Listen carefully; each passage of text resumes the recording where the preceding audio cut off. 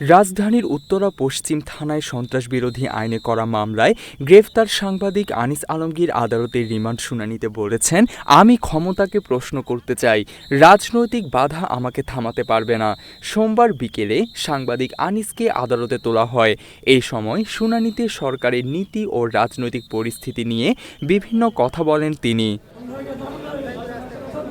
আদালতে আনিস বলেন, তালেবানরা তাকে অ্যারেস্ট করেছিল, তখনই মৃত্যু ভয় দূর হয়ে গেছে। তিনি আরও বলেন, সাংবাদিক হিসেবে তিনি ক্ষমতাকে প্রশ্ন করেন, অতীতেও করেছেন, ভবিষ্যতেও করবেন। হালুয়া রুটি খাওয়া সাংবাদিক হতে চান না। তার বক্তব্যে কোনো অনুশোচনা ছিল না বলে জানিয়েছে আইনজীবীরা। তাই 5 দিনের রিমান্ড দিয়েছেন আদালত। এবং তার বক্তব্যের মধ্যে কোনো ধরনের অনুশোচনা ছিল না।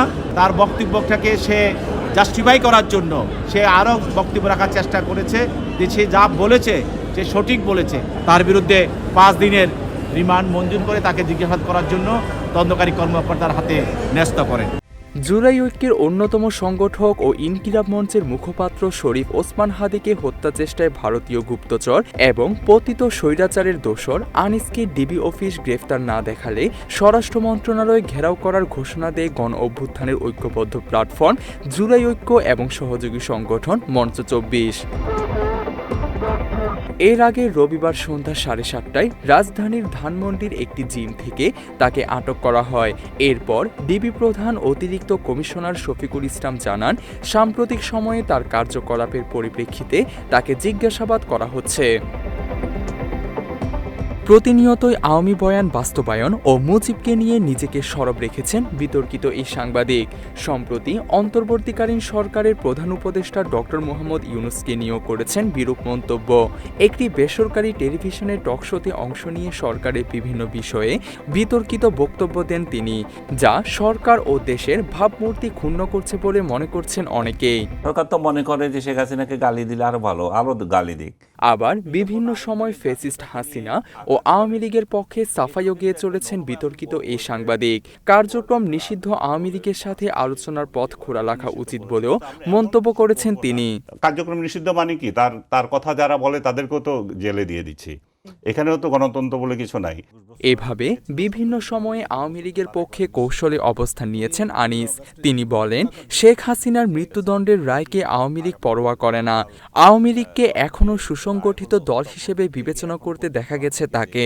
আমার তো মনে হয় যে এই প্রথম আমি একটা রায় দেখলাম যেটাতে বাদীপক্ষ হেভি খুশি, বিবাদী পক্ষ তাদের কিছু আসে যায় না, মনে হয় যে উই ডোন্ট কেয়ার।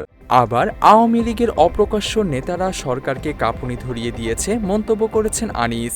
তো এরকম অপ্রকাশ্য একটা নেতাদের, অপ্রকাশ্য কর্মীদের একটা আন্দোলন কতটা সফল হবে এটা আমি সন্দিহান, কিন্তু এটা বলা যায় যে সরকার একটা কাঁপুনি ধরিয়ে দিয়েছে।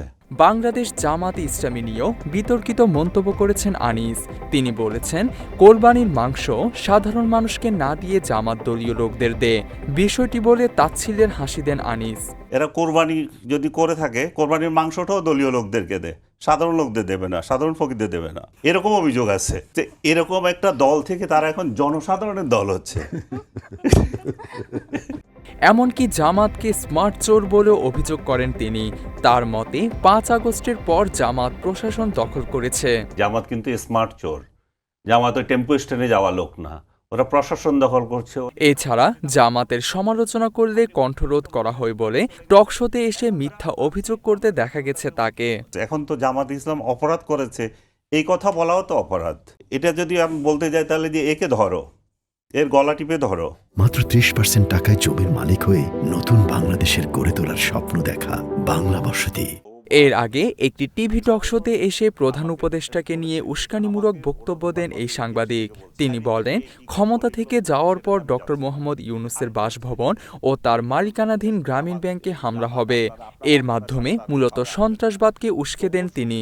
উনার বাড়িতেও কিন্তু আক্রমণ হবে এই উনারা যদি ক্ষমতা থেকে চলে যান, এবং উনার যে গ্রামীণ ব্যাংক সেগুলোর উপরও কিন্তু আক্রমণ হবে।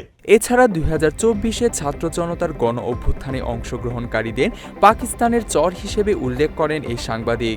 তার মতে 24-এর বিপ্লবীরা এখনও 71-এর মুক্তিযুদ্ধকে মেনে নিতে পারেননি, আর তাই 71-এর কথা শুনলে তাদের গাত্রদাহ শুরু হয়। এরা এখনো মানে দুঃখে ফেটে যায়, ওদের কলজা ফেটে যায় যে কিভাবে এই সোনার পাকিস্তান থেকে আমরা পাকিস্তান থেকে আমরা আলাদা হয়ে গেলাম।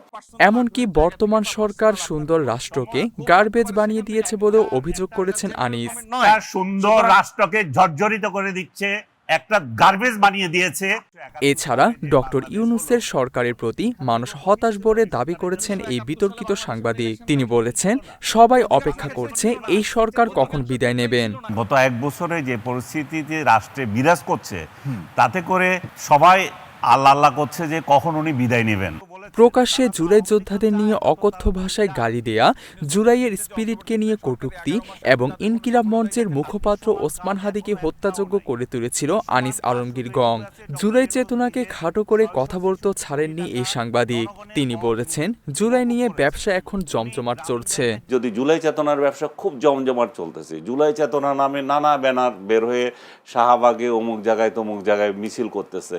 এমনকি জুলাইয়ের পরে সব ধরনের মব সংস্কৃতির জন্য অভ্যুত্থানের নায়কদের হেয় করে কথা বলেছেন আনিস। জুলাইয়ের পরে যত অপকর্ম, যত মব সংস্কৃতির সাথে জড়িত, সবগুলো কিন্তু জুলাই নাম দিয়ে হচ্ছে। জুলাই ছাড়া কি কোনো একটাও হয় নাই। এই যে মবগুলোর একটা ব্যানার থাকে, এটাতে জুলাই আছে, কারণ জুলাই দিয়ে এরকম জুলাই সাংবাদিক, চেতনা সাংবাদিক, জুলাই শাহবাগ সাংবাদিক, শাহবাগ চেতনা।